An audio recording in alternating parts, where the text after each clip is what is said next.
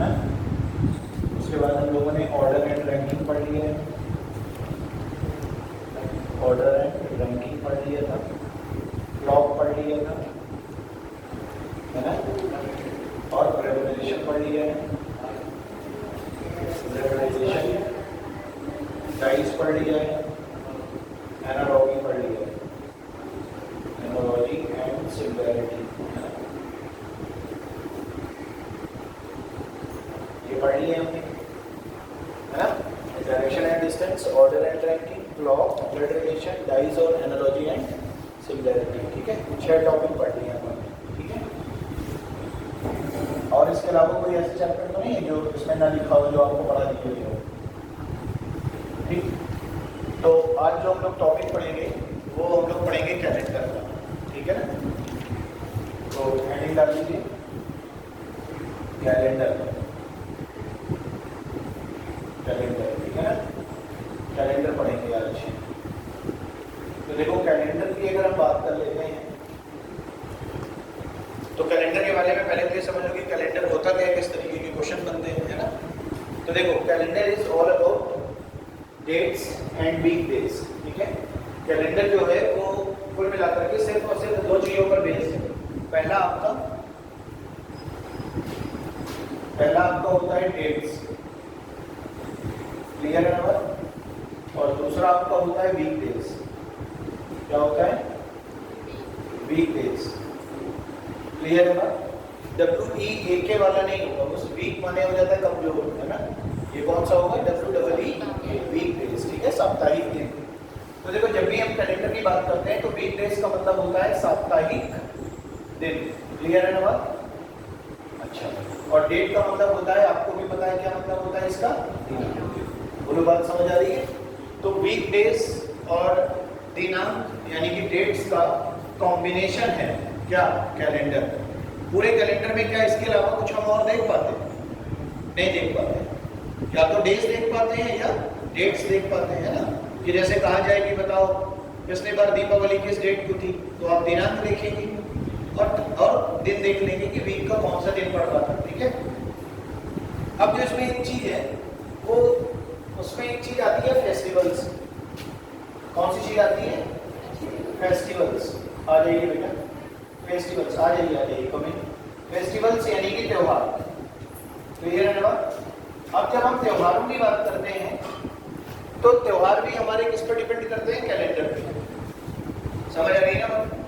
तो इस तरीके से हम ये देखें कि calendar is nothing but dates and weekdays, और कैलेंडर में क्या आते हैं? फेस्टिवल्स। अब देखो जरा, जब हम फेस्टिवल्स की बात करते हैं यानी जब हम त्योहारों की बात करते हैं तो त्योहार भी 2 या 3 तरीके से मनाए जाते हैं। पहला, ठीक है, पहला जो है हिंदुइज्म का मतलब हो गया हिंदुओं के आधार पर।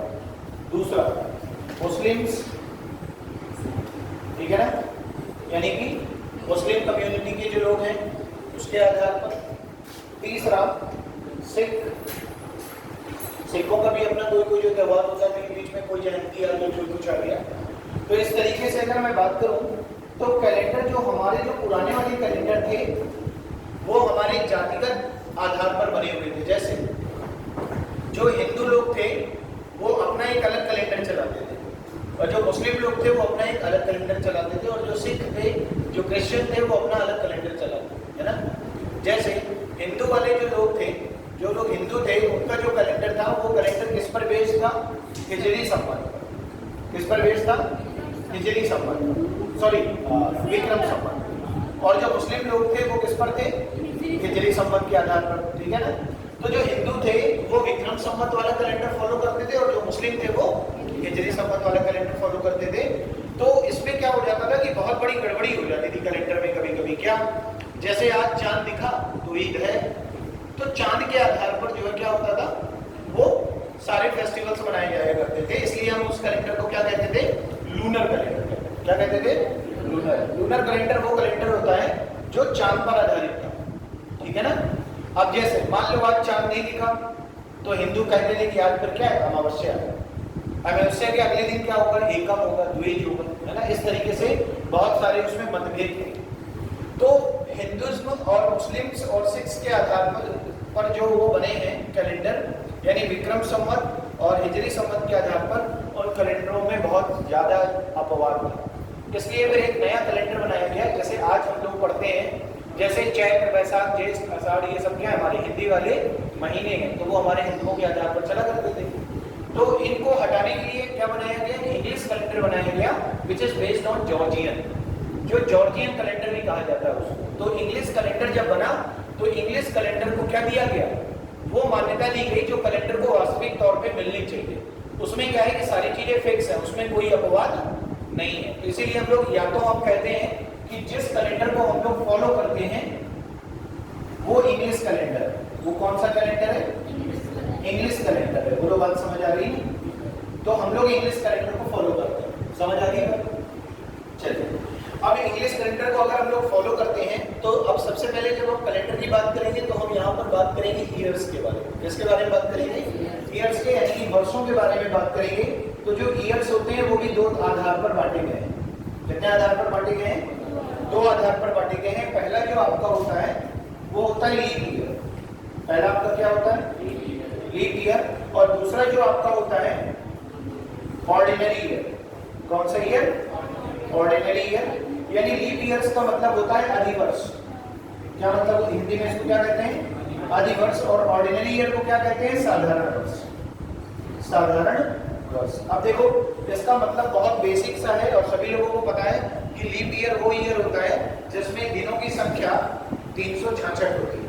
कितनी होती है, 366। यानी लीप ईयर की अगर मैं बात करूं तो यहाँ पर टोटल डेज कितने हो जाएंगे, 366। और अगर ऑर्डिनरी की बात करूं तो कितने दिन हो जाएंगे, 365। बोलो बात समझ आ रही है? तो यहाँ पर ये पता चल गया कि लीप वर्ष में एक वर्ष ज्यादा इसलिए हो जाता है क्योंकि आपको पता है कि जो लीप वर्ष में फरवरी होती है, ये कितने दिनों की हो जाती है, 29 दिनों की हो जाती है। कितने दिनों की हो जाती है, 29 दिनों की हो जाती है। तो इसलिए हम कहते हैं कि ये क्या है, लीप वर्ष है। यानी कि किसी वर्ष में अगर फरवरी 29 दिन की है तो लीप वर्ष हो जाएगा। लेकिन अब समस्या इस बात की आती है कि अगर कोई ईयर दिया है तो मैं पता कैसे करूंगा कि वो लीप वर्ष है कि नहीं है ना। जैसे मान के चलो कि कहीं पर लिखा है 2020, कहीं पे लिखा है 1920, कहीं पे लिखा है 1620। अब मुझे ये चेक करना है कि ये लीप ईयर है कि नहीं। तो सबको पता है कि लीप ईयर की जब बात होती है तो लीप ईयर में हम जो गिवन ईयर्स होते हैं, जो दिए गए वर्ष होते हैं, उसमें हम 4 से भाग लगाते हैं। अगर ये कंप्लीटली क्या हो जाता है, कंप्लीटली अगर ये डिवाइड हो जाता है, इसका मतलब है कि जो दिया गया वर्ष है वो लीप वर्ष है। और अगर कंप्लीटली डिवाइड नहीं होगा तो इसका मतलब है वो ऑर्डिनरी ईयर यानी कि साधारण वर्ष होगा। तो 365 दिन हो जाएंगे। बोलो बात समझ आ रही? अब जरा देखिएगा, अब ये जो लीप ईयर्स होता है, ये लीप ईयर में हम 4 से ही डिवाइड क्यों करते हैं भाई? पहला साल जब आया दुनिया में, जब पहला साल आया तो वो लीप वर्ष नहीं था। जब दूसरा साल आया तो वो भी लीप वर्ष नहीं था। तीसरा साल आया वो भी लीप वर्ष नहीं था। यानी कि ये सारे के सारे 3 वर्ष क्या थे, साधारण वर्ष। लेकिन जब चौथा वर्ष आया तो वो लीप वर्ष मिल गया, यानी कि उस वर्ष में 366 दिन नए होंगे। समझ आ रही बात? इसी तरीके से 5वां भी साधारण था, 6वां भी साधारण था, 7वां भी साधारण था, 8वां फिर लीप मिला, 9वां साधारण, 10वां साधारण, 11वां साधारण, फिर 12वां लीप ईयर्स। तो हमने पैटर्न बना लिया क्या कि हर 4 साल बाद क्या आ जाता है, लीप वर्ष। बोलो बात समझ आ रही कि नहीं? तो इसीलिए हम क्या करते हैं कि गिवन ईयर्स को 4 से डिवाइड करते हैं। अगर वो 4 से डिवाइड हो रहा है इसका मतलब क्या है, वो लीप वर्ष है। और अगर 4 से डिवाइड नहीं हो रहा तो लीप वर्ष नहीं है। अब ये जो कॉन्सेप्ट है कि ये 4 से ही डिवाइड क्यों किया जाता है, उसका रीजन समझिएगा।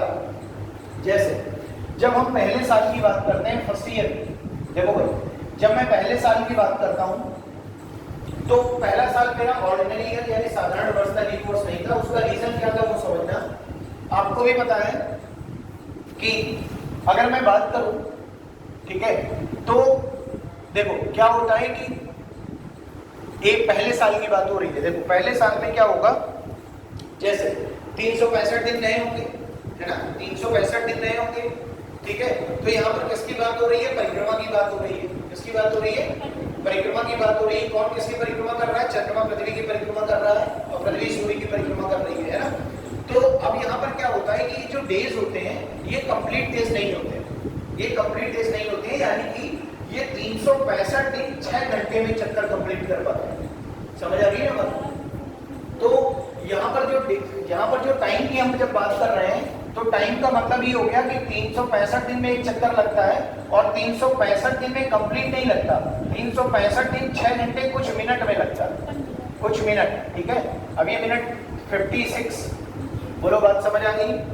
तो मिनट की तो हम बात हटा दें, अभी हम केवल ये देख रहे हैं कि 365 दिन और 6 घंटे में एक परिक्रमा पूरी हो जाती है। बोलो बात समझ आ रही है? अब जरा ये बताओ, अगर 365 दिन 6 घंटे में परिक्रमा हो रही है तो दूसरे साल भी 365 दिन 6 घंटे, तीसरे साल भी 365 दिन 6 घंटे और चौथे साल जैसे ही 365 दिन 6 घंटे होंगे तो वो 24 घंटे बन गए होंगे। और जब वो 24 घंटे बन जाएगा तो मजबूरन हमें उसे एक दिन काउंट करना पड़ेगा। तो मिनट की बात छोड़ दो, तो मुझे ये पता चल गया कि हर चौथे वर्ष क्या हो जाता है, ये सारे 6-6 घंटे मिल करके एक नया दिन बना देते हैं, जो कि वो चौथे वर्ष में क्या बन जाता है, एक वर्ष बन जाता है। बोलो बात समझ आ रही है? ठीक है भाई।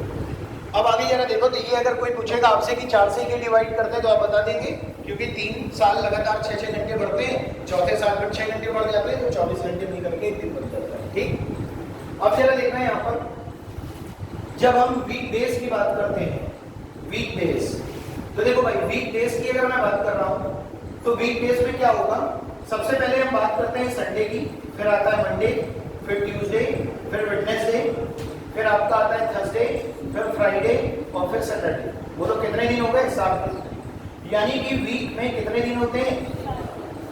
7 दिन होते हैं, है ना। और हर एक दिन 7 दिन बाद अपने आप को क्या करता है? रिपीट करता है। हर एक दिन 7 दिन बाद अपने आप को क्या करेगा? रिपीट करेगा। ये बात ध्यान रखना, ठीक है। इतनी बात क्लियर हो गई ना। तो वीक में 7 दिन होते हैं और हर 7 दिन बाद दिन जो है अपने आप को क्या करता है? रिपीट कर लेता है। क्लियर है बात? अच्छा, अब अगर मैं यहाँ पर मंथ की बात करता हूँ, मंथ की, तो देखो मंथ यहाँ पर हम देखें तो कितने महीने होते हैं? 12 एक वर्ष में। कौन कौन सा? देखो जनवरी, फरवरी, मार्च, है ना, इसी तरीके से अप्रैल, इसी तरीके से मई, फिर जून, फिर जुलाई, अगस्त, सितंबर, अक्टूबर, नवंबर और दिसंबर। बोलो बात समझ आ रही है? अगर मैं जनवरी की बात करूं, अगर मैं इसको ये मानता हूं कि ये ऑर्डिनरी ईयर है, साधारण वर्ष है ना, तो पहला साल साधारण वर्ष रहा होगा, तो जनवरी में कितने दिन नए होंगे? 31 फरवरी में, 28 मार्च में, अप्रैल में, मई में, जून में, जुलाई में, अगस्त में, सितंबर में, अक्टूबर में, नवंबर में, दिसंबर में। क्लियर है बात? तो इस तरीके से हमें पता चल गया कि हर एक महीने में अलग अलग कितने दिन होते हैं। समझ आ रही है? ये तो ऑर्डिनरी ईयर की बात है, लेकिन जब लीप वर्ष हो जाएगा तो फरवरी कितने दिन की हो जाएगी? 29 दिन। बोलो बात समझ आ रही है? अब देखो क्या होता है कि यहाँ पर जब भी हम कैलेंडर के क्वेश्चंस को सॉल्व करते हैं तो यहाँ पे हमें ऑड डेज निकालने पड़ते हैं। क्या निकालने पड़ते हैं? Odd days. ऑड डेज का मतलब क्या होता है जरा समझना। ऑड डेज का मतलब होता है अतिरिक्त दिवस। क्या मतलब होता है इसका? अतिरिक्त दिवस, ऑड डेज का। जैसे मान लीजिए कि किसी महीने में 31 दिन है, मान लीजिए किसी महीने में कितने दिन है? 31 दिन है, उसके मुझे ऑड डेज निकालने हैं तो 31/7 कर लें। ऑड डेज निकालने के लिए हमेशा महीने, जिस महीने की बात हो रही है उस महीने में टोटल कितने दिन है उसमें 7 से क्या कर देते हैं? भाग लगा देते हैं। तो 7 चौक 28, कितने ऑड डेज बचे? 3। अच्छा, अगर महीना 30 दिनों का है तो 30/7, 7 चौक 28, कितने ऑड डेज बचे?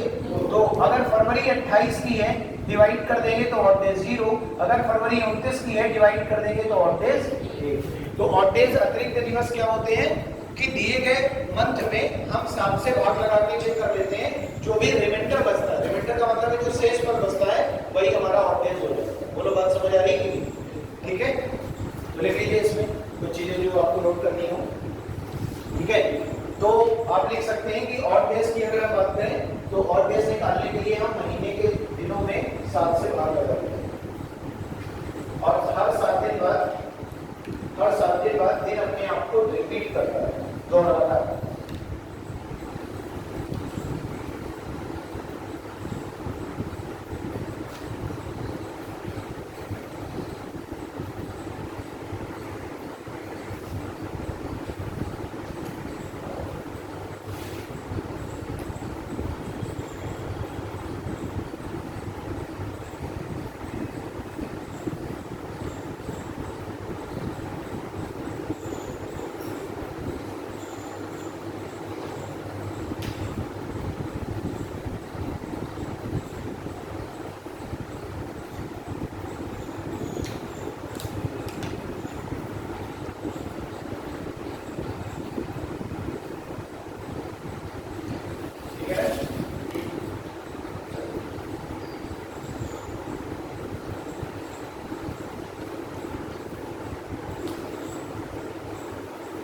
आगे देखते हैं। देखो क्वेश्चन नंबर क्या है,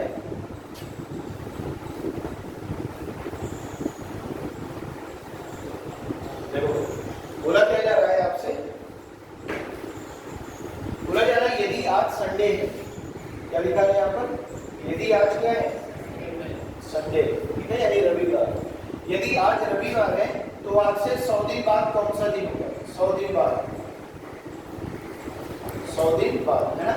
तो देखो अगर आज संडे है तो संडे से 100 दिन बाद वाला दिन पूछा जा रहा है, तो सबसे पहले हमें देखो कि दिन कितने दिए गए, 100 दिन, ठीक है। अब हमें हमारा काम क्या है, सबसे पहले हम क्या निकालेंगे, ऑड डेज निकालेंगे। क्या निकालेंगे, ऑड डेज निकालेंगे। तो ऑड डेज निकालने के लिए हम क्या करेंगे, 7 से भाग करेंगे, तो 14 सतह 98 हो जाएगा। कितनी बार डिवाइड हो गया, 98 बार, तो कितने ऑड डेज बनेगा, 2 ऑड डेज बचे। अब ऑड डेज अगर 2 बचे हैं और आज है संडे, तो संडे प्लस 2 कर दो, तो क्या आ जाएगा, ट्यूसडे आ जाएगा। यानी कि अगर आज संडे है तो आज से 100 दिन बाद ट्यूसडे यानी कि मंगलवार पड़ेगा। बोलो बात समझ आ रही है, ठीक है, नोट कर लीजिए।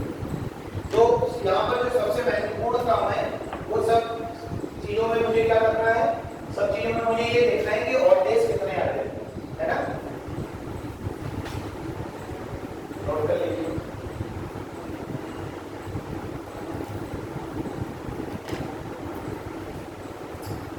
अगला क्वेश्चन, देखिए यदि आज से 2 दिन पहले मंगलवार था, यदि आज से 2 दिन पहले मंगलवार था, if 2 days ago it was Tuesday, यदि आज से 2 दिन पहले मंगलवार था तो आज से 4 दिन बाद कौन सा दिन होगा, तो आज से 4 दिन बाद कौन सा दिन होगा, तो आज से 4 दिन बाद कौन सा दिन होगा, तो आज से 4 दिन बाद कौन सा दिन होगा। देखिए यार, अगर मैं बोल रहा हूं कि देखो ये तो बात हो रही है टुडे की, यानी आज की, क्लियर है बात। अब बोला जा रहा है कि आज से 2 दिन पहले क्या था, ट्यूसडे, बोलो आज से 2 दिन पहले ट्यूसडे था यानी कि मंगलवार था। तो बोला जा रहा है कि आज से 4 दिन बाद कौन सा दिन होगा, 4 दिन बाद। देखो जरा, इसमें आपको करना कुछ नहीं होता, इसमें आपको सिर्फ ये देखना है कि पहले कितने दिन पहले की बात हो रही है, 2 दिन पहले की, और बाद में कितने दिन की बात हो रही है, 4 दिन की। तो पहले और बाद वाले जो दिन है उनको जोड़ दो, तो 2 + 4 करो, कितने दिन आ गए, 6 डेज आ गए, क्लियर है बात। अब कहां से चलेंगे, मंगलवार से।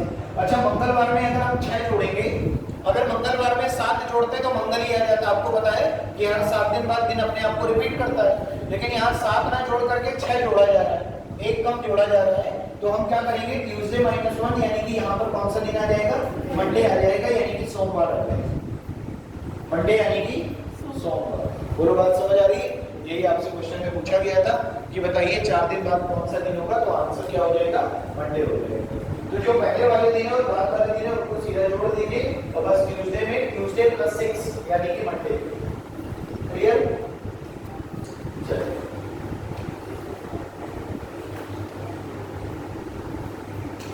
आगे देखिए, यदि किसी वर्ष 12 अप्रैल को, यदि किसी वर्ष 12 अप्रैल को फ्राइडे था, शुक्रवार, यदि किसी वर्ष 12 अप्रैल को फ्राइडे था यानी शुक्रवार था, तो उसी वर्ष 18 जुलाई को कौन सा दिन होगा, तो उसी वर्ष 18 जुलाई को कौन सा दिन होगा।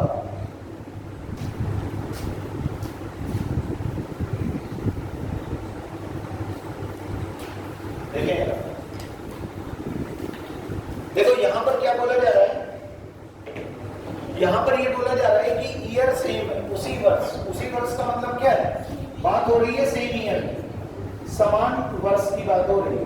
अब वो वर्ष कौन सा ये मुझे नहीं पता, लेकिन ईयर क्या है, सेम है। बोला क्या जा रहा है कि यदि किसी वर्ष कितने अप्रैल को, 12 अप्रैल, यदि किसी वर्ष 12 अप्रैल को कौन सा दिन है, फ्राइडे, यदि किसी वर्ष 12 अप्रैल को फ्राइडे है, तो बोला जा रहा है कितनी जुलाई को, 18 जुलाई। तो बताइए उसी वर्ष 18 जुलाई को कौन सा दिन होगा, ये क्वेश्चन पूछा जा रहा है। ध्यान रखिएगा, जब भी ईयर क्या होगा, सेम होगा, तो हमें यहाँ से क्या करने पड़ेंगे, इसके ऑड डेज निकालने पड़ेंगे। देखो जरा 12 अप्रैल की बात करें तो 12 अप्रैल वाला दिन मुझे पता है कौन सा है, फ्राइडे। समझ आ रही है बात। अप्रैल में कितने दिन होते हैं, 30, 20 दिनों का महीना होता है, तो 12 दिन तो निकल गए उसके, क्योंकि 12वां दिन मुझे पता है शुक्रवार है, तो बचे हुए दिन कितने हो गए 18। तो यहाँ पर रिमेनिंग डेज लिख लो। रिमेनिंग डेज का मतलब है जो शेष दिन बचे हैं महीने के। तो हमें पता चल गया कि अप्रैल के कितने दिन शेष बचे हैं 18। उसके बाद देखो मई की बात करते हैं, मई हो गया 31 का, है ना। जून की बात करते हैं, देखो जून हो गया 30 का। अब देखो जब जुलाई की बात करेंगे तो जुलाई में आप 31 नहीं लिखेंगे, क्यों? क्योंकि आपको 18 जुलाई वाला ही दिन निकालना है, तो आपको दिन कितने लिखने हैं 18। ये तो मैंने रिमेनिंग डेज निकाल ली, हर महीने के जो शेष दिन बचे हैं। अब मुझे चूंकि और डेज निकालने हैं, तो और डेज निकालने के लिए मैं 7 से क्या कर दूंगा, सभी दिनों में भाग लगा दूंगा। तो 7 दूनी 14, कितने और डेज बचे 4। अब देखो 7 चौक 28 3, 7 चौक 28 2, 7 दूनी 14 4। बोलो बात समझ आ रही है? और डेज कितने हो गए, देखो 4 2 6, 6 3 9, 9 4 13। अब 13 को फिर 7 से भाग लगाऊंगा तो और डेज बचेंगे 6। अगर योग 7 से ज्यादा आ रहा है तो फिर 7 से भाग लग जाएगा, और 7 से एक बार भाग लगेगा, और डेज कितने बचेंगे 6। अच्छा बताओ, अगर और डेज 6 बच रहे हैं तो हर 7वें दिन अपने आप को रिपीट करता है, और अभी दिन है फ्राइडे, तो अगर 7 दिन आते तो फ्राइडे ही हो जाता, क्योंकि 7 से 7 को डिवाइड करेंगे, रिमाइंडर 0 है, तो कुछ भी प्लस माइनस नहीं होगा।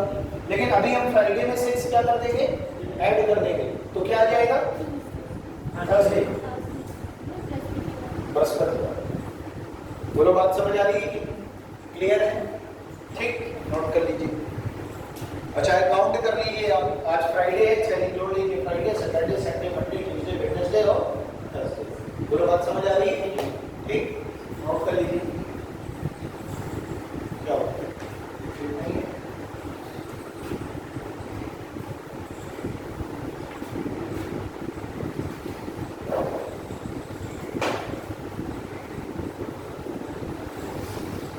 एक बात और आपको ध्यान रखनी है, देखो जैसे जैसे हम लोग क्वेश्चन पे बढ़ते जाएंगे तो ये लिखना बंद कर देंगे। मुझे पता है 31 का महीना और डेज 3 लिखेंगे केवल, 30 का महीना है और डेज 2 लिखेंगे, फरवरी 28 की है तो 0, 29 की है तो 1 और डेज। समझ आ रही है ना? अभी केवल इसलिए लिख रहे हैं क्योंकि अभी पहले दूसरे क्वेश्चन में थोड़ा सा समझ में आ जाए, ठीक है।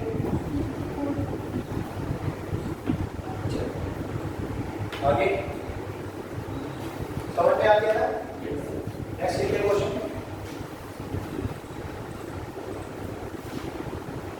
देखिए किसी वर्ष 16 नवंबर को सैटरडे था, किसी वर्ष 16 नवंबर को सैटरडे शनिवार था,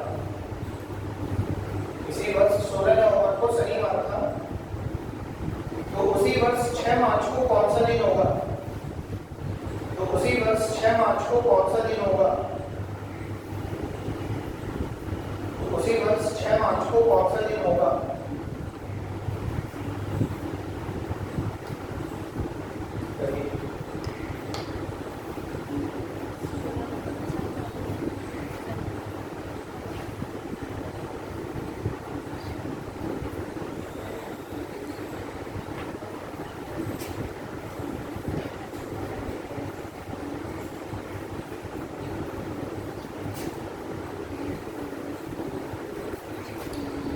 देखो बोला जा रहा है यदि किसी वर्ष 16 नवंबर को क्या था सैटरडे, 16 नवंबर को सैटरडे, ठीक है ना,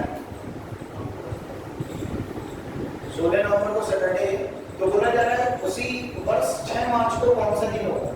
6 मार्च को। देखो एक बात समझो, पहले मार्च आता है कि पहले नवंबर आता है? मार्च आता है। तो बात अगर सेम ईयर की हो रही है तो हमें उल्टा चलना पड़ेगा। अगर आप नवंबर से मार्च गिनेंगे तो नवंबर के बाद दिसंबर जनवरी, और जैसे जनवरी आया तो वर्ष बदल जाएगा। तो ऐसे नहीं गिन सकते कि नवंबर के बाद दिसंबर जनवरी फरवरी मार्च, नहीं, ये गलत हो जाएगा। क्यों? क्योंकि अगर आप सीधे सीधे काउंट करेंगे तो जनवरी में वर्ष बदल जाएगा, लेकिन वर्ष क्या होना चाहिए सेम। तो हमें कैसे चलना पड़ेगा बैक। अब जरा देखो, तो पहले क्या मिलेगा मार्च, और मार्च में मुझे 6 मार्च वाला दिन निकालना है, और मार्च होता है कितने का महीना? 31 का महीना, आपको पता है। तो मार्च के कितने दिन बचे? 25। अब देखिए अप्रैल कितने? 30 मई, 31 जून, 30 जुलाई, 31 अगस्त, 31 सितंबर, 30 अक्टूबर, 31 नवंबर, 16 नवंबर वाला दिन दिया है ना। नवंबर कितने का महीना होता है? 30 का। तो 16 माइनस करो, 14 बचा। बोलो, समझ आ रही है बात? अब जरा देखना क्या करेंगे, 7 से जैसे ही डिवाइड करेंगे तो देखो 7 या 21 और डेज कितने बचेंगे? 4। फिर देखो 7 से डिवाइड करेंगे 2, बोलो क्लियर है ना बात? फिर 7 से डिवाइड करेंगे 3, फिर 2, फिर 3, फिर 2, फिर 3 और फिर 7 दूनी 14 जी। बोलो बात समझ आ रही? सारे महीने के हमने ऑड डेज निकाल लिए। अब देखो जितने भी ऑड डेज आए हैं आपके, इस ऑड डेज में जितने का सम 7 हो रहा है उसे काट दो। देखो 4 3 7 और डेज 7 बनते हैं, 7 को 7 से विभाजित करोगे 0 आ जाएगा।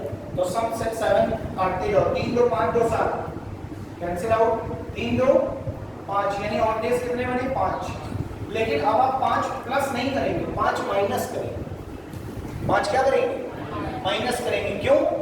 क्योंकि आपको 16 नवंबर वाला दिन पता है, आपको निकालना कौन सा दिन है? मार्च वाला दिन। तो प्लस नहीं कर सकते, क्या करेंगे? माइनस करेंगे। और अगर सैटरडे में -5 कर देंगे तो कौन सा दिन आ जाएगा? बोलो, संडे आ जाएगा भाई। सैटरडे है, सैटरडे में -7 करते तो सैटरडे मिल जाता, -6 करते तो क्या मिल जाता? फ्राइडे मिल जाता। बोलो बात समझ आ रही है? तो यहाँ पे अगर सैटरडे की बात करें तो फ्राइडे, थर्सडे, वेडनेसडे, ट्यूसडे और क्या? मंडे मिलेगा। क्या मिलेगा? मंडे। बोलो बात समझ आ रही है ना? यानी कि सोमवार। सीधी सी बात है, कॉमन सेंस लगाओ। सैटरडे में 7 दिन माइनस करते तो सैटरडे मिलता, 6 दिन माइनस करते तो संडे मिलता। माइनस कर रहे हैं ना तो दिन तो आगे बढ़ेगा। और अगर 5 माइनस कर रहे हैं तो क्या बनेगा? मंडे। समझ आ रही है बात? नोट कर लीजिए। या फिर काउंटिंग भी ऐसे करी जाती है। देखो ये जो संडे है ना, संडे को हम क्या लिखते हैं? समझना बात, 0 या फिर 7। मंडे को 1 2 3 4 5 6 ऐसे काउंटिंग करी जाती है। तो अगर तुम 6 नंबर पे आता है सैटरडे और 6 में 5 घटाओगे तो 1 आएगा ना। 6 में 5 घटाओगे तो 1 आएगा और पहला दिन होता है मंडे। पहला दिन क्या होता है? मंडे। तो मंडे आ गया। और अगर घटाने पर 0 आ जाए तो संडे, घटाने पे 7 आ जाए तो भी संडे, क्योंकि 6 तक काउंटिंग हुई, फिर 7वें नंबर पे संडे आ जाता है, इसलिए संडे का कोड 07 होता है। तो 6 - 5 1 और 1 होता है मंडे। समझ आ रही है? तो 6 मार्च को कौन सा दिन होगा? सोमवार को। बोलो बात समझ आ रही है? ठीक है, नोट कर लीजिए।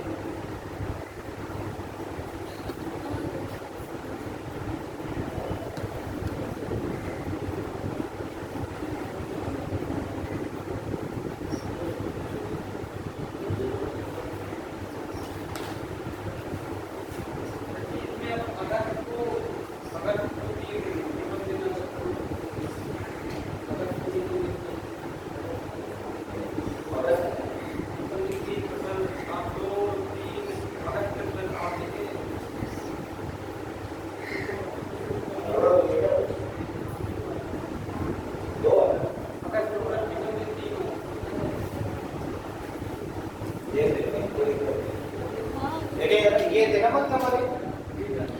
तो 7 या 21 और डेज 4। फिर उसके बाद ये वाला था 2 3 2, ठीक है। फिर जुलाई में 3, अगस्त में अगस्त में यहाँ कितना आएगा? 3 है। और यहाँ कितना आएगा? सितंबर में 2 आएगा, है ना। और फिर कितना आएगा? फिर 3 आएगा और फिर 0 आता ना। कोई दिक्कत नहीं है। 3 2 5 5 3 8। तो अगर यहाँ पे 8 आता और डेज तो 8 को फिर 7 से डिवाइड करते तो फिर कितना आता? 1। लेकिन अब क्या करेंगे? -1 करेंगे। क्या करेंगे? -1। तो अगर हम -1 करते तो सैटरडे -1 फ्राइडे आ जाता। समझ आ रही है? कोई दिक्कत नहीं, सही कर लीजिए उसको। कौन सा दिन आ जाएगा? फ्राइडे। शुक्रवार। सही कर लो भाई, ठीक है। एक और डेज छूट गया था, सितंबर वाला, है ना। 16 नवंबर। हाँ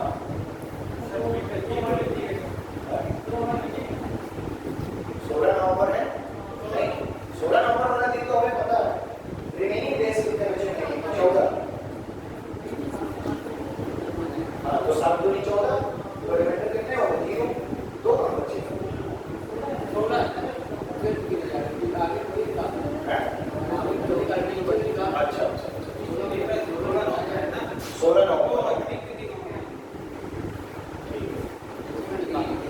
6 मार्च ये वाला दिन दिया था ना, ये 24 दिन। तो यहाँ पे अगर 2 बनेगा और तो ऑड डेज कितने बच रहे थे? 3 2 5 5 3 8 2 10। तो ऑड डेज 3 बचेंगे। कितने बचेंगे? 3। तो -3 करेंगे तो 6 - 3 कितना आ जाएगा? 3। तो आंसर क्या आना चाहिए? वेडनेसडे। Wednesday, Wednesday. ठीक है, सही कर लीजिए। समझ में आ गया कि नहीं? देखो फिर से एक बार मार्च की बात करें, मार्च के 25 दिन, अप्रैल ये पूरे महीने लिख दिए। पहले ऑड डेज निकालने के लिए 7 से डिवाइड करेंगे, कितने आ गए? 4। 30 में डिवाइड करेंगे तो 2। ठीक है, फिर 31 में 3, फिर 30 में 2, फिर 31 में 3, फिर 31 में 3, फिर 30 में 2, फिर अक्टूबर 31 का यानी कि 3। अब ऑड डेज ये जो 0 लिखा है इसको जरा देख लेंगे, क्योंकि नवंबर की बात हो रही है, 16 नवंबर की। तो नवंबर के कितने दिन हो गए? 16। समझ आ रही है? तो 16 में 7 से डिवाइड करेंगे तो ऑड डेज 2 आ जाएंगे। तो जैसे बाकी का +7 हमने किया था, कैंसिल आउट 3 2 5 2 7, ये भी कैंसिल आउट, तो केवल कितना बचा? 3 ना। अब 3 अगर ऑड डेज बचे हैं तो हमें बैंक जाना है, तो बैंक के लिए माइनस लगाएंगे। और सैटरडे 6वां दिन होता है, 6 - 3 3 आया। तो जो दिन है वो तीसरा है, और तीसरा हमारा क्या होता है? वेडनेसडे। Monday Tuesday Wednesday. तो आंसर आ गया वेडनेसडे यानी कि बुधवार। क्लियर है बात? ठीक, सही है। चलिए आगे लिखिए। नेक्स्ट में बोला जा रहा है, यदि 6 मार्च 2013 को बुधवार था, यदि 6 मार्च 2013 को बुधवार था, तो 6 मार्च 2024 को, तो 6 मार्च 2024 को कौन सा दिन होगा? तो 6 मार्च 2024 को कौन सा दिन होगा? 6 मार्च 2024 को कौन सा दिन होगा?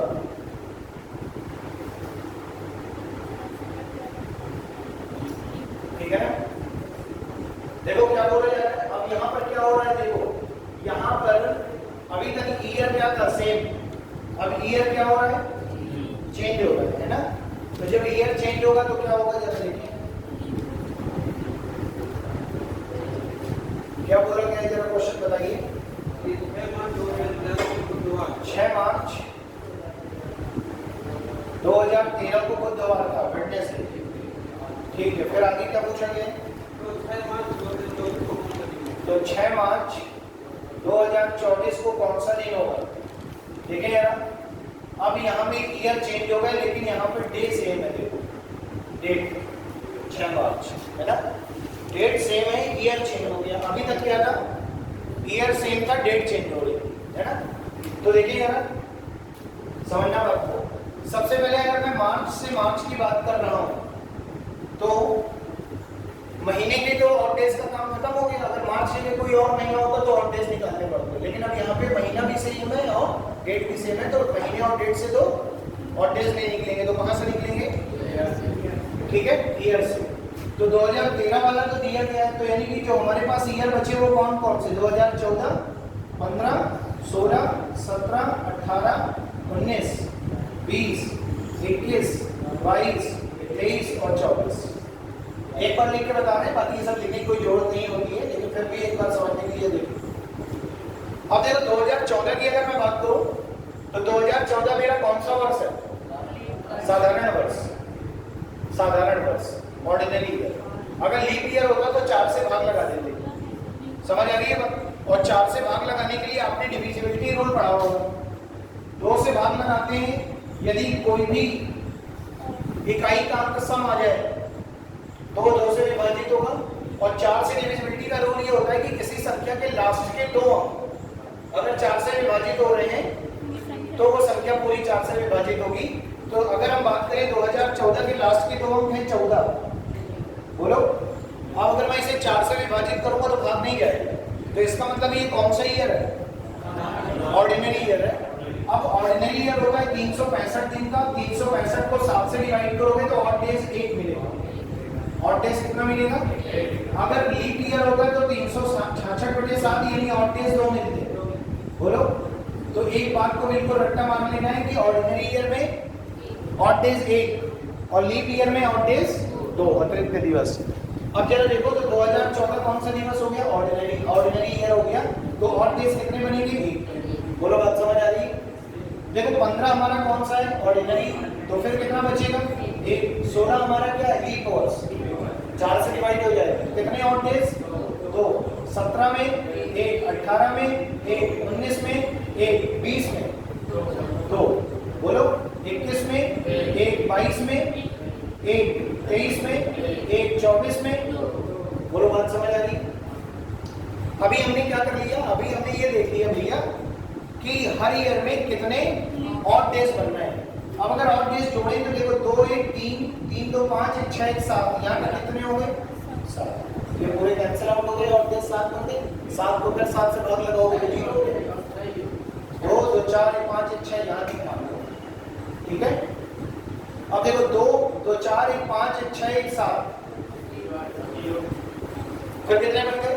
7। तो चाहे 7 7 14, 14 को 7 से विभाजित करोगे ऑड डेज 0। यानी कि जैसे ही ऑड डेज हमने देखे तो ऑड डेज टोटल कितने आ रहे हैं? 0 आ रहे हैं। अरे भाई चाहे जोड़ने पे 7 आ जाए, चाहे जोड़ने पे 14 आ जाए, तो दोनों 7 से तो पूरे विभाजित हो जाएंगे। इसका मतलब है कि 6 मार्च 2013 को जो दिन था वही दिन 6 मार्च 2024 को होगा। तो आंसर क्या हो गया? लेकिन सबसे जो मेन मुद्दा ये है कि जैसे इस बार मैंने ईयर्स को लिख दिया है, ईयर्स को मैंने क्या कर दिया है? लिख दिया है। तो ईयर्स को हर बार लिखना नहीं है आपको। कब तक ईयर को लिख करके और ये ऑड डेज निकालते रहेंगे, जोड़ते रहेंगे। तो देखो अब हमें क्या करने पड़ते हैं? अब हमें ऑड डेज काउंट कर लेना होता है। कैसे? देखो 2013 के बाद 2024 तक की बात करी जा रही है। ऑड डेज काउंट करो, हर 4 साल के अंतर में ऑड डेज मिल जाता है। तो पहला मिलेगा 16, लीप ईयर मिल जाता है हर 4 साल बाद। तो पहला मिलेगा 16 में, दूसरा मिलेगा 20 में, तीसरा मिलेगा 24 में। तो देखो यहाँ पर अगर मैं बात करूँ तो कितने लीप ईयर हो गए? 3।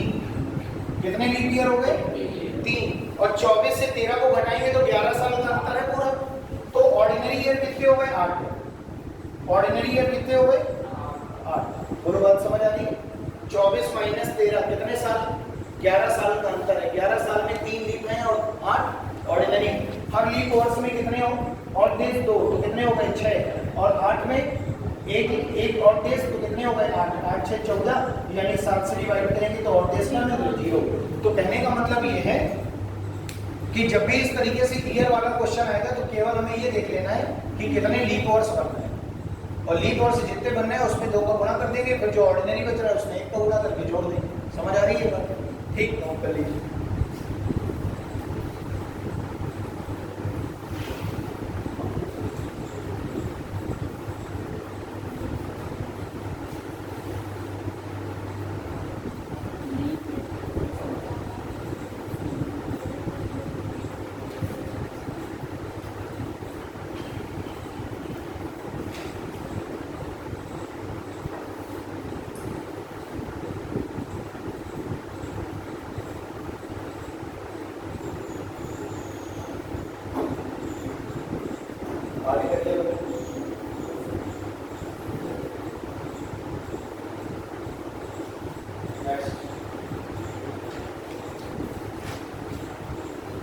यदि 15 अगस्त 1991 को यदि 15 अगस्त 1991 को शुक्रवार था, फ्राइडे, यदि 15 अगस्त 1991 को शुक्रवार था तो 15 अगस्त 2014 को कौन सा दिन होगा? तो 15 अगस्त 2014 को कौन सा दिन होगा? तो 15 अगस्त 2014 को कौन सा दिन होगा? देखें,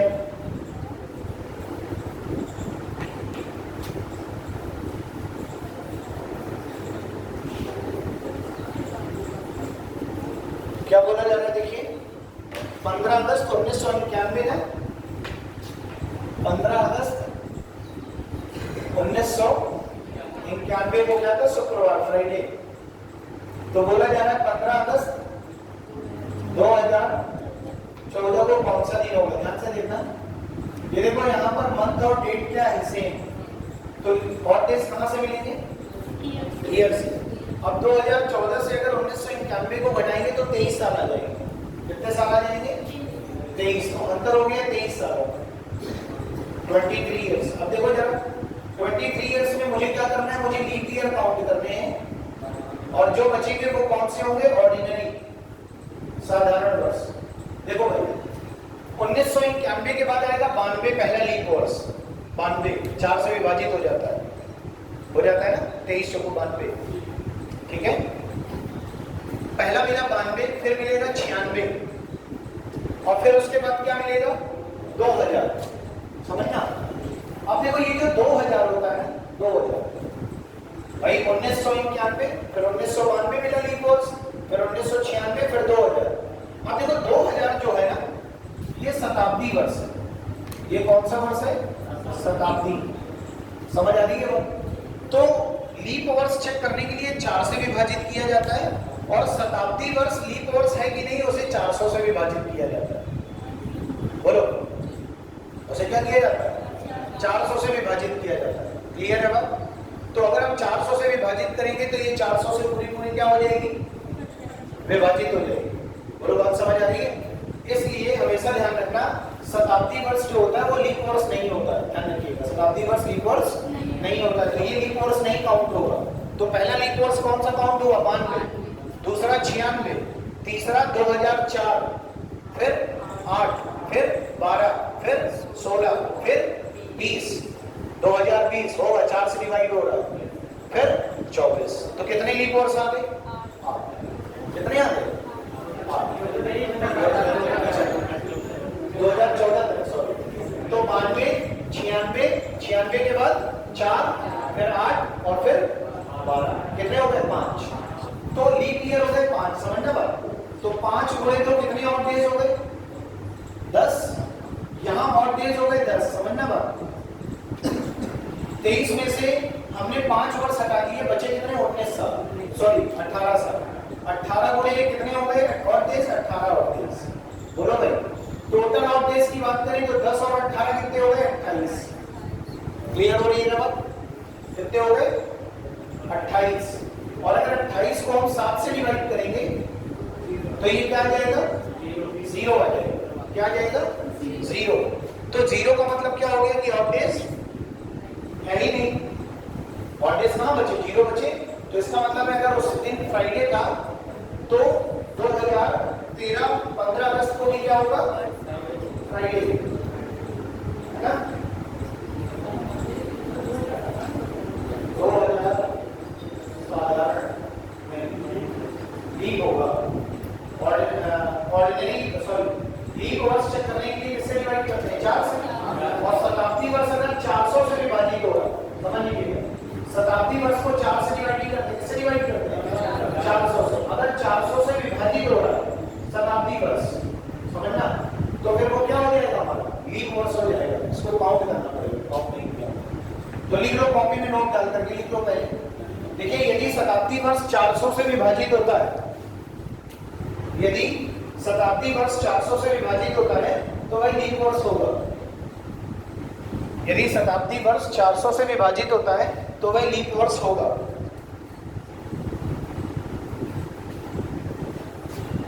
शताब्दी वर्ष 400 से विभाजित होता है तो वह लीप वर्ष होगा। अब कौन सी शताब्दी लीप वर्ष होगी? जो 400 से विभाजित होगी। तो जरा ध्यान से समझना, जब पहली शताब्दी हुई होगी 100 साल वाली तो वो लीप वर्ष नहीं रही होगी। जब 200 तो भी लीप वर्ष नहीं रही होगी। 300 लीप वर्ष नहीं रही होगी। तो पहली लीप वर्ष कौन सी शताब्दी रही होगी? 400, फिर 800, फिर 1200, फिर 1600, फिर 2000। समझ आ रही है बात? अगर कह दिया जाए 1900 शताब्दी वर्ष है, नहीं, क्यों? क्योंकि 400 से डिवाइड नहीं होगा। तो इसको ध्यान से, इसको 5 की जगह 6 होगा। 6 गुणे 2 कितने हो गए? 12। और जब ये 12 और 23 हो जाएंगे, 18 ये हो जाएंगे तो कितने हो जाएंगे? 6 और 23 हो गए, 6 दूनी 12। अब देखो यहाँ कितने हो जाएंगे? फिर 17। तो ये हो जाएगा 17 गुणे 1, तो ये और 17 और ये 12, टोटल 29। 29/7, 7 चौक 28 और 1 बचा। और जब और 1 बचेगा तो फ्राइडे प्लस 1 आंसर क्या आएगा? सैटरडे। आंसर क्या आ जाएगा? बोलो बात समझ आ रही है कि क्या किया पहले हमने? देखो पहले हमने ये देखा जो गिवन ईयर है, जो दिया गया वर्ष है, क्या वो शताब्दी वर्ष है कि नहीं। तो हमें ये पता चल गया भाई कि 1991 और 2014 की बात हो रही, तो पहले तो अंतर निकाल लिया कितने सालों का, 23 सालों का।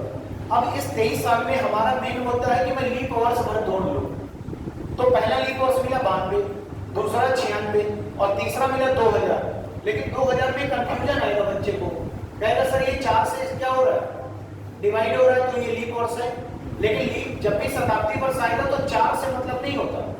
जैसे 1900 को डिवाइड करो 4 से विभाजित हो जाएगा, क्योंकि 1900 के आखिरी की दो अंक डबल जीरो है और डबल जीरो का मतलब 100, तो 100 तो 4 से कट जाता है, तो 1900 4 से कट गया, इसका मतलब क्या वो लीप वर्ष हो गया? नहीं, क्योंकि वो शताब्दी वर्ष है और शताब्दी वर्ष को लीप और ऑर्डिनरी चेक करने के लिए 400 से भाग लगाना पड़ता है। तो 2000 में 400 से भाग लगाया, पता चल गया लीप है, तो उसको भी काउंट कर दिया। तो 3 हो गए अभी तक, फिर 4, 8 और 12, टोटल लीप वर्ष कितने मिले? 6। तो 6 लीप वर्ष हो गए, 23 में 6 9, 17 साधारण वर्ष, 17 गुणे 1 17 और डेज इधर और 12 और डेज इधर, टोटल और डेज 29। 29 को 7 से भाग लगाए, 7 चौक 28, एक और डेज बचा, उस और डेज को फ्राइडे प्लस 1 यानी कि कौन सा आ गया? सैटरडे। अब देखो इसका एक शॉर्टकट, मुझे इतना भी नहीं करना पड़ेगा, मुझे क्या करना है वो जरा समझना है। जब भी मैं और डेज निकालूंगा, इस तरीके का क्वेश्चन होगा जिसमें मंथ और डेट सेम होगी और ईयर चेंज हो रहा होगा। ईयर चेंज हो रहा है ना, देखो 91 से 2014। तो ऐसे क्वेश्चन में पहले मुझे क्या करना है, वर्षों का अंतर निकाल लेना है। आपने निकाला 23 वर्ष। अब मुझे इससे मतलब नहीं है कि लीप वाले अलग डेज निकालो, ऑर्डिनरी वाले अलग और डेज निकालो, नहीं, केवल ये देखो कि इन 23 वर्षों में कितने लीप ईयर है? 6। तो तुम सीधे जो ईयर का डिफरेंस आया है उसमें सीधे लीप ईयर्स को जोड़ दो, तो 23 प्लस 6 कितने हो गए? 29। 23 साल का अंतर था, लीप ईयर कितने हैं? 6। तो वर्षों में लीप ईयर वाले वर्ष जोड़ो, कितने हो गए? 29। बस जैसे ही वर्षों में लीप ईयर वाले वर्ष जोड़ोगे वही तुम्हारे ऑड डेज बन जाएंगे।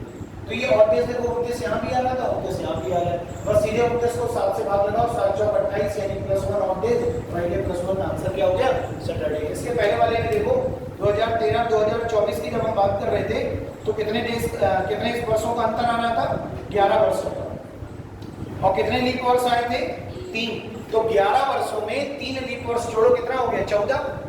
तो और डेज भी तो 14 ही आ रहे थे, यानी कि वर्षों के अंतर में सीधे लीप वर्ष वाली वैल्यू जोड़ दो, वही आपके और डेज होंगे, फिर उसे 7 से भाग दो। समझ आ रही है ना बात? ठीक है, अगला क्वेश्चन लिखिएगा, अगले में और क्लियर हो जाएगा क्या। देखो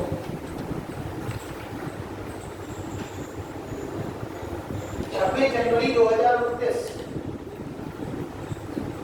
26 जनवरी 2029 को संडे था, 26 जनवरी 2029 को संडे था। तो 26 जनवरी 1999, तो 26 जनवरी 1999 को कौन सा दिन होगा? 26 जनवरी 1999 को कौन सा दिन होगा? 26 जनवरी 1999 को कौन सा दिन होगा? देखिए 26 जनवरी 2029 की बात हो रही है।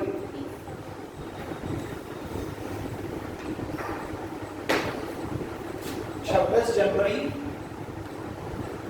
2029 को कौन सा दिन था? संडे। तो बोला जा रहा है 26 जनवरी 1999 को कौन सा दिन होगा, है ना? देखो भाई, सबसे पहले अगर मैं बात करूं तो डेट भी सेम है और मंथ भी सेम, 26 जनवरी, ईयर के केवल डिफरेंस की बात हो रही है। तो देखो जरा, अगर 29 से 99 घटाएंगे तो सीधे सीधे 30 साल आ जाएंगे। कितने साल आ जाएंगे? 30 इयर्स आ जाएंगे। आ जाएंगे कि नहीं? ठीक है, अब 30 इयर्स का डिफरेंस आ रहा है। अब देखो डिफरेंस में मुझे क्या करना है? लीप ईयर काउंट करने हैं, बस मेन काम यही है, लीप ईयर। तो देखो जरा, पहला लीप ईयर कौन सा होगा?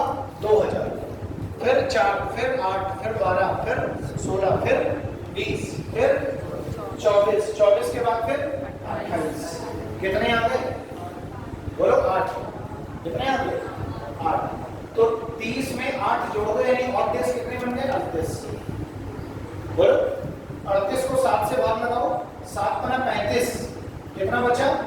3। लेकिन 3 कैसा? माइनस का, ना कि प्लस का। बोलो बात समझ आ रही? क्यों? क्योंकि हम ईयर में बैक जा रहे हैं, आगे नहीं पीछे जा रहे हैं, 29 से 99 पे जा रहे हैं। तो जरा ये बताओ, अगर संडे की मैं बात करूं तो संडे का कोड तो 7 होता है ना, तो 7 में आप कितना घटाएंगे? 3। 7 में 3 घटाएंगे कितना आएगा? 4। और 4 कौन सा दिन होता है? थर्सडे। बोलो बात समझ आ रही है? तो 4 होता है आपका थर्सडे, यानी कि गुरुवार। बोलो बात समझ आ रही है? ठीक, नोट कर लीजिए।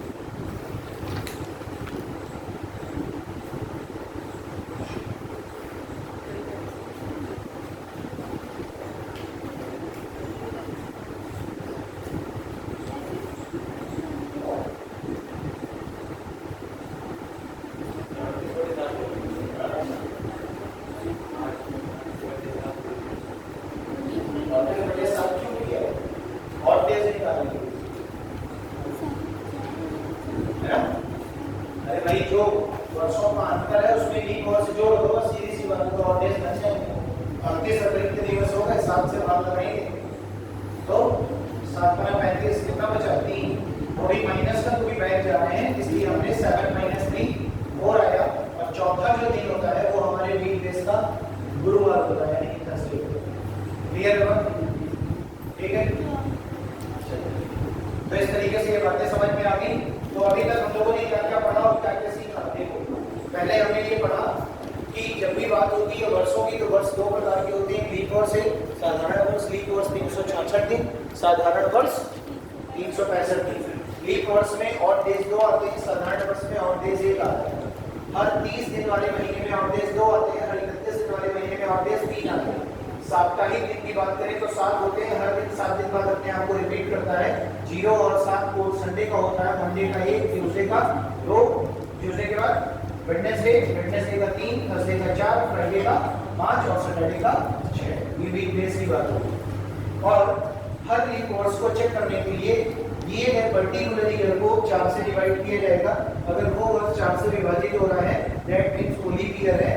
और यदि वर्ष शताब्दी में दिया गया है तो शताब्दी अगर 400 से विभाजित हो रही है तो इसका मतलब है वो शताब्दी भी लीप वर्ष वाला ईयर होगा। और अगर इसका वो तो रोटेशनल वीक की बात हो रही है, आप जो डेज को घुमाते हैं उसकी बात है। वैसे उसका दिन 7वां ही है संडे का, Monday Tuesday Wednesday Thursday Friday Saturday Sunday, तो 7वां दिन आया तो 7वां दिन संडे का हो गया। अब चूंकि वो रोटेशनल वे में चलता है इसलिए वो क्रमांक है, ऊपर से नीचे तक फिर वो रोटेट होता है, ठीक है ना। चलिए आगे देखते हैं। नेक्स्ट देखिए, तो क्या आप इस तरीके के क्वेश्चन नहीं कर पाएंगे आप? तो लिखिए अगला, 23 मार्च 2007, 23 मार्च 2007 को मंगलवार था। 23 मार्च 2007 को मंगलवार था, तो 22 जून 2019 को कौन सा दिन होगा? तो 22 जून 2019 को कौन सा दिन होगा? 22 जून 2019 को कौन सा दिन होगा? 22 जून 2019 को कौन सा दिन होगा? ठीक है,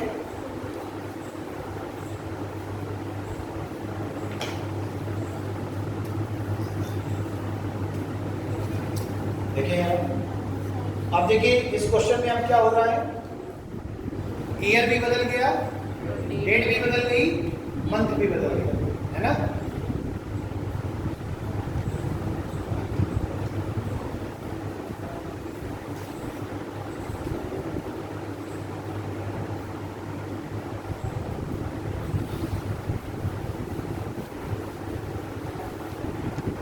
बोलो बच्चा क्वेश्चन क्या बोला गया बताइए, कौन सा डेट और डेज दिए गए हैं? 23 मार्च 2007, 23 मार्च 2007 को ट्यूसडे। अच्छा क्या गया है? 22 जून 2019 को, है ना, कौन सा दिन होगा? देखिए सबसे पहले ईयर की बात कर लेते हैं। 19 में से 7 घटाएंगे तो 12 आ जाएंगे, ठीक है। तो तो डिफरेंस जो आ रहा है ईयर का वो कितना आ रहा है 12 वर्ष, है ना। अब 12 वर्ष में लीप कितने देखो, 7 के बाद एक 8 मिलेगा, 8 के बाद 12, 12 के बाद 16, यानी 3 मिलेगा। तो आप जो डिफरेंस आया उसमें 3 जोड़ देंगे तो 12 + 3 और डेज कितने हो गए 15। अगर ऑड डेज 15 आ रहे हैं तो अभी 7 से फिर से डिवाइड करेंगे तो ऑड डेज आ गया प्लस का 1। अब प्लस का 1 इसलिए लिख रहे हैं क्योंकि 2007 से 2019 की बात हो रही है, आगे की, समझ आ रही ना। तो एक ऑड डेज यहाँ से आते, अब यहाँ से ऑड डेज निकालो। देखो अगर मैं बात करूँ महीने की तो पहले मार्च आएगा, मार्च के बाद अप्रैल आएगा, अप्रैल के बाद मई आएगा और मई के बाद फिर तो जून आएगा, है ना। तो देखो जरा मार्च की बात करें तो 23 मार्च वाला दिन मुझे पता है मंगलवार है और मार्च होता है हमारा 31 का महीना, तो 31 में से 23 माइनस कर देंगे, 8 बचेगा। बोलो तो यहाँ कितने दिन बचे 8। अप्रैल की बात करें तो अप्रैल 30 का होता है तो 30 में यानी ऑड डेज आ गए 2। मई की बात करें 31 का होता है तो ऑड डेज आ गए 3। और जब जून की बात करेंगे तो जून में ना तो 30 नहीं 31 22, यानी 22 वाला दिन निकालना है तो 22/7, 3/7, 2/7, 8/7 ऑड डेज 1, 2/7 की ऑड डेज 2, 3/7 की ऑड डेज 3 और यहाँ पे ऑड डेज 1। बोलो बात समझ आ रही है। ऑड डेज जरा देखो 3 2 5 1 6 और 1 7, यानी यहाँ से कितने ऑड डेज मिले 7। तो 7 का मतलब तो 0 हो गया ऑड डेज 7/7। तो यहाँ से ऑड डेज 0, यहाँ से ऑड डेज 1, तो 0 + 1 ऑड डेज कितने बन गए +1। Tuesday +1 answer is Wednesday. बोलो क्लियर है बात, समझ आ रही है। तो कौन सा दिन मिल जाएगा बुधवार मिल जाएगा, ठीक, कोई दिक्कत।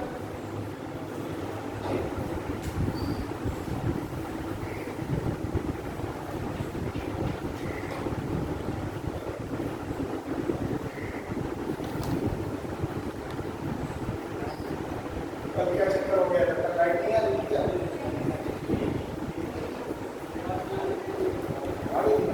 कितने मिनट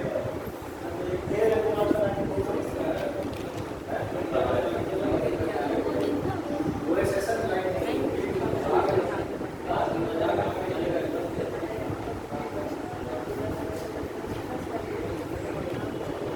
अभी तक फाइन, अभी कुछ जगह फाइन तो अभी सर को आना था उसके बाद ही चलने स्टार्ट हुए, पहले भी चलते रहे।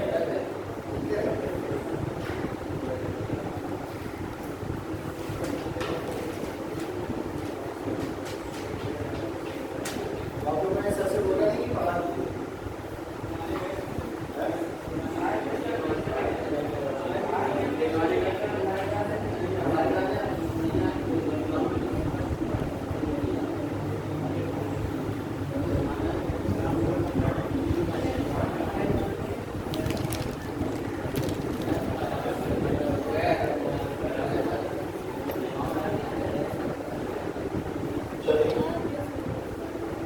आगे देखिए।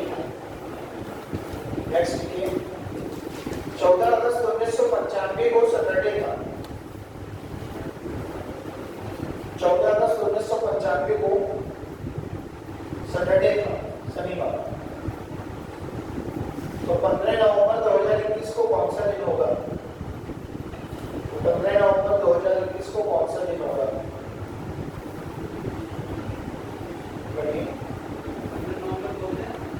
Yes,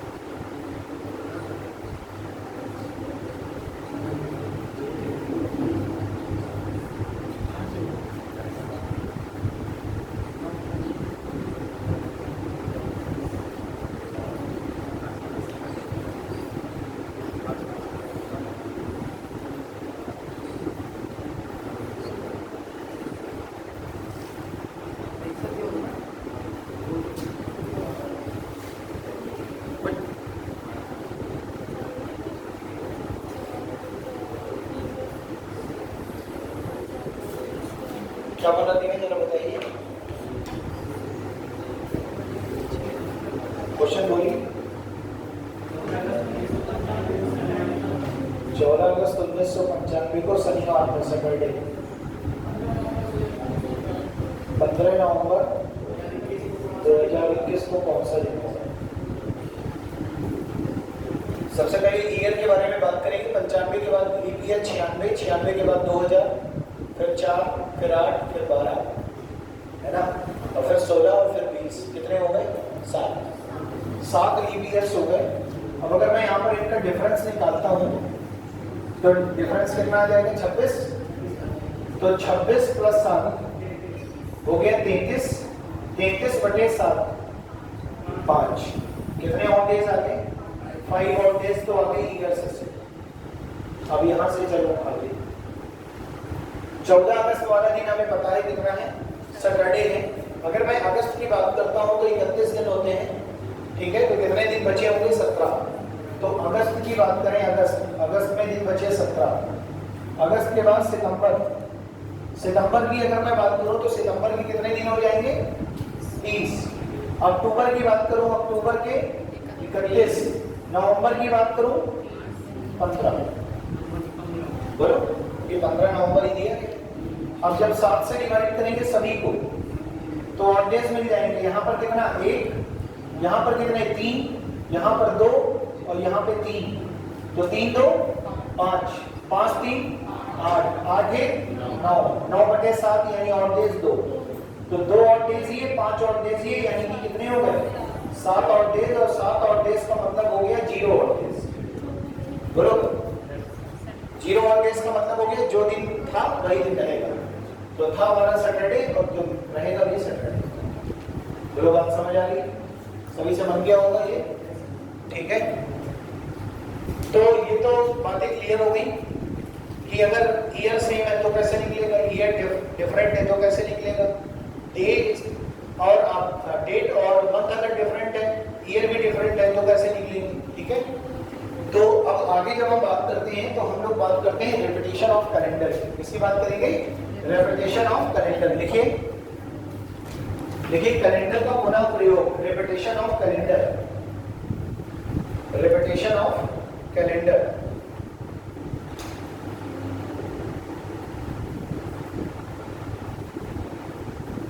repetition of calendar. तो रेपिटेशन ऑफ कैलेंडर में किस तरीके के रेपिटेशन होगा? पुनः प्रयोग। पहला जो है ऑर्डिनरी ईयर का कैलेंडर, साधारण वर्ष का कैलेंडर, है ना। दूसरा अधिवर्ष का कैलेंडर यानी लीप ईयर का कैलेंडर, ठीक है। और तीसरा आपका होगा शताब्दी वाला, है ना, इस तरीके से। तो हेडिंग आपने डाल दी है रेपिटेशन ऑफ कैलेंडर की, ठीक है। अब लिखिएगा जरा क्वेश्चन, पहला क्वेश्चन नंबर फर्स्ट लिखिए। यदि लिखिए 2006, यदि मान लो 2006 का कैलेंडर किस वर्ष पुनः प्रयोग किया जा सकता है? 2006 का कैलेंडर किस वर्ष पुनः प्रयोग किया जा सकता है? 2006 का कैलेंडर किस वर्ष पुनः प्रयोग किया जा सकता है? ऑप्शन लिखिए, 2015, 2012, 2015, 2012, 2019 और 2017। देखिए क्या बोला जा रहा है क्वेश्चन में, ये बोला जा रहा है कि 2006 का कैलेंडर किस वर्ष पुनः प्रयोग किया जा सकता है।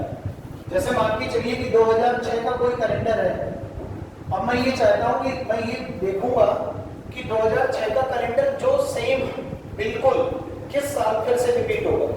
तो वो ऑप्शंस आपको दिए गए हैं। पहला ऑप्शन दिया गया है 2015, दूसरा ऑप्शन 12, तीसरा ऑप्शन 2019, चौथा ऑप्शन 2017। देखना यार 2006 कौन सा ईयर है?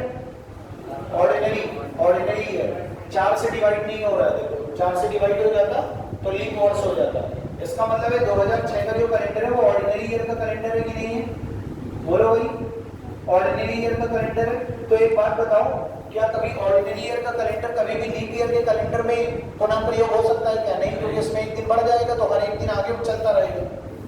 बोलो, तो ऑर्डिनरी ईयर का कैलेंडर कभी भी लीप वर्ष में तो रिपीट हो ही नहीं सकता। इसका मतलब है 2012 तो 100% गलत है, क्योंकि 2012 तो लीप वर्ष है। तो साधारण वर्ष का कैलेंडर साधारण वर्ष में ही रिपीट होगा, ना कि कभी लीप वर्ष में। तो एक ऑप्शन तो ऐसे ही कैंसिल हो गया हमारा कि 2012 तो आंसर हो ही नहीं सकता। आगे देखिए, 2015 की अगर मैं बात करूं तो 2015 और 2006 में कितने वर्षों का अंतर है? 9 वर्षों का। अगर यहाँ पर 9 वर्षों का अंतर है तो मैं लीप वर्ष देखो कितने होंगे। पहला मिलेगा 8, दूसरा मिलेगा 12, तो कितने लीप ईयर मिल गए? 2 लीप ईयर मिल गए। बोलो भाई, कितने लीप ईयर मिल गए? 2, एक 8 और दूसरा 12। तो अगर मैं यहाँ पर 2 को जोड़ दूंगा तो 9 2 11। बोलो, और 11 को 7 से डिवाइड करूंगा तो 7 चौक मतलब 7 एकम 7 और कितना शेष बचा? 4। बोलो, बात समझ आ रही है? तो इसमें भी कैलेंडर क्या नहीं होगा? रिपीट नहीं होगा। रिपीट होने के लिए क्या होना चाहिए? बोलो भाई, सेम है ना। इसी तरीके से देखो 2019 में भी यही चीज यहाँ पर फॉलो हो जाएगी, क्योंकि 13 और 13 में कितने लीप ईयर होंगे? 3 होंगे। अरे भाई, 6 के बाद एक 8, 8 के बाद 12, 12 के बाद 16। ठीक है, तो 3 इसमें भी जुड़ जाएंगे। ठीक है, और अंतर कितने का है? 13 3 कितना हो गया? 16 16 को 7 से डिवाइड करेंगे, रिमाइंडर कितना आ रहा है? 2। लेकिन रिमाइंडर नहीं आना चाहिए, रिमाइंडर नहीं आना चाहिए। अब यहाँ पे भी देखो रिमाइंडर कितना आ रहा है? 2 आ रहा है। तो इसका मतलब यहाँ पे भी ऑड डेज 2 आ रहे हैं। अगर ऑड डेज 2 आ रहा है, इसका मतलब ये हुआ कि अगर मान लेते हैं कि 2006 को 15 जुलाई को सोमवार, सपोज दैट 15 जुलाई को क्या है? सोमवार, 2006 वाले कैलेंडर में। तो 15 जुलाई 2019 वाले कैलेंडर में देखोगे तो सोमवार नहीं होगा, क्या होगा? बुधवार, क्योंकि +2 आ रहा है। अब जरा देखो यहाँ पे 2017 की बात कर लेते हैं। कितने का डिफरेंस है बताओ? 11 का। कितने ऑड डेज बन गए? 3। मतलब कितने लीप ईयर बन गए? 3। 11 3 14। 14 को 7 से डिवाइड करेंगे, रिमाइंडर क्या आ रहा है? 0। तो यहाँ पर एक भी ऑड डेज नहीं बच रहे हैं। इसका मतलब है अगर एक भी ऑड डेज नहीं बच रहे हैं तो सेम डेट को सेम डेज मिलेंगे। तो हमें ये पता चल गया कि 2006 का कैलेंडर कब रिपीट होगा? 2017 में रिपीट होगा। समझना बात को? क्लियर हो गई बात? अब जरा एक बात और देखो, तो क्या हर प्रश्न में मुझे ये करना जरूरी है, चेक करना? नहीं। मैंने एक यहाँ पे एक चीज का सॉल्यूशन निकाल लिया। मुझे ये पता चल गया कि किसी भी साधारण वर्ष का कैलेंडर हमेशा 11 वर्षों के बाद रिपीट होता है। किसी भी साधारण वर्ष का कैलेंडर हमेशा 11 वर्षों के बाद रिपीट होता है। तो 6 अगर दिया गया 2006 तो रिपीट होगा 17 में। अब 17 के बाद जरा देखना एग्जामिनर क्या कर सकता है, समझना बात। A option 2015, B option 2012, C option 2019, D option. देखो 2017 में रिपीट हुआ, समझना बात। अब 2017 के बाद आप कहेंगे कि सर 2028 में रिपीट होगा, 2028 में रिपीट होगा। रायता फंस गया, रायता फैल गया क्या? अभी तो सर आपने बताया कि कभी भी साधारण वर्ष का कैलेंडर कभी भी लीप ईयर में रिपीट नहीं होगा। मान लो कि एग्जामिनर ने पहले तो ये ऑप्शंस दिए थे तो आपने टिक कर दिए 2017। आपको पता है ऑर्डिनरी ईयर का कैलेंडर 11 वर्षों के बाद रिपीट हो जाता है। लेकिन एग्जामिनर ने कहा नहीं, इस बार मैंने ऑप्शन बदल करके ये रख दिए हैं 2015, 2012, 2019 और 2028। समझ आ रही है? तो तुम फिर से 11 जोड़ोगे, पहले में 11 जोड़ोगे तो 17 मिल जाएगा। कहा ठीक, कोई बात नहीं, 17 नहीं ऑप्शन में, मैं फिर 11 जोड़ दूंगा। तो फिर आपने जैसे ही 11 जोड़ दिया तो 2028 मिल गया, और जैसे ही आपने 2028 को टिक कर दिया और घर में आके आंसर शीट चेक करी तो ऑप्शन आंसर गलत था। मान लीजिए इसी में 5वां ऑप्शन फिर वो और जोड़ेगा, नन ऑफ दीज, इनमें से कोई नहीं। बोलो, बात समझ आ रही है? इसका मतलब ये होगा कि हमेशा 11 वर्षों के बाद रिपीट नहीं होगा 11 वर्षों के बाद। ऑर्डिनरी ईयर का कैलेंडर हमेशा 11 वर्षों के बाद ही रिपीट होता है। इससे पहले रिपीट नहीं हो सकता, इसके बाद रिपीट नहीं होगा। तो 11-11 साल के अंतर में रिपीट होगा। तो आप कहेंगे सर अगर आप कह रहे हैं 11-11 साल के अंतर में रिपीट होगा तो 2028 सही होना चाहिए, लेकिन दूसरा मुद्दा ये भी फंस रहा है कि 2028 लीप वर्ष है तो फिर रिपीट कैसे होगा। तो उसके लिए फिर एक अलग कॉन्सेप्ट है, उसके लिए क्या है वो अभी आपको अगले उसमें पता चल जाएगा, अगले क्वेश्चन में। बस अभी आप फिलहाल ये समझो कि 2006 का कैलेंडर कब रिपीट होगा, 2017 में। तो आप नोट डाल करके लिख सकते हैं कि ऑर्डिनरी ईयर का कैलेंडर हर 11 वर्षों के बाद क्या करता है, अपने आप को रिपीट करता है। क्लियर है बात?